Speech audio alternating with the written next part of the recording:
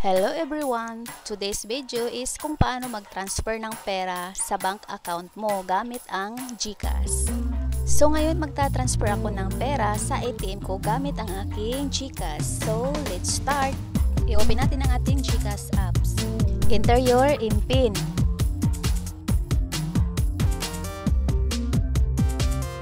May balance akong 12,204.85 centavos. Hanapin mo ang transfer, then click.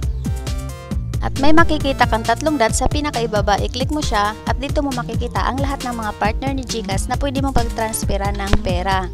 So yung sa akin is BDO Network Bank. Enter amount kung magkano ang ita-transfer natin. Then sa account name, type lang natin.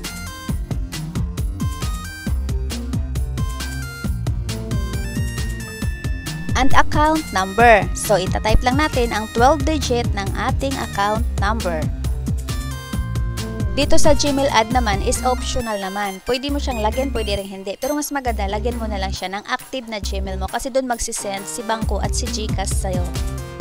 Pagkatapos mo mag-fill up, i-click lang ang Send Money. At nandito na tayo kay BDO Network Bank. So, i-double check mo lang kung tama ba ang mga information na nilalagay mo dito. At dito naman is may charges fee siyang 15 pesos every transaction. At kapag okay naman at tama na ang mga information na nilalagay mo, i-click lang ang Confirm. At dito na tayo sa bank transfer is being processed na daw. So, wag mong kalimutan na i-screenshot mo ito kasi importante ito sa'yo dahil ito ang gagamitin natin kapag hindi makapasok ang pera na tinatransfer mo.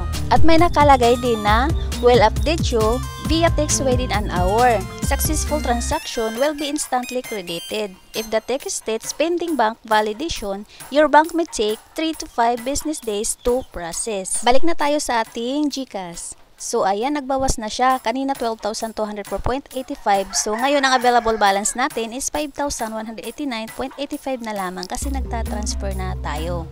So, yung sa akin naman is wala akong natatanggap na message or email na galing sa bangko. Yung sa akin naman is malayo-layo ako sa bangko kaya hinintay ko muna na aabot siya ng 3 days bago ako pumunta ng bangko.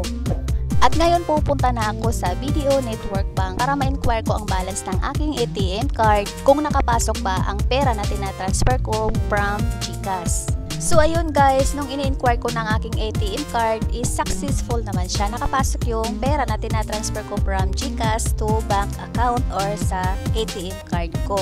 Kahit wala akong natanggap na email ad na galing sa bangko. Ganun lang kadali mag-transfer ng money from GCash to ATM or bank account. Sana nakatulong sa iyo ang video na ito. Hindi ako eksperto, base lang ito sa mga experience ko.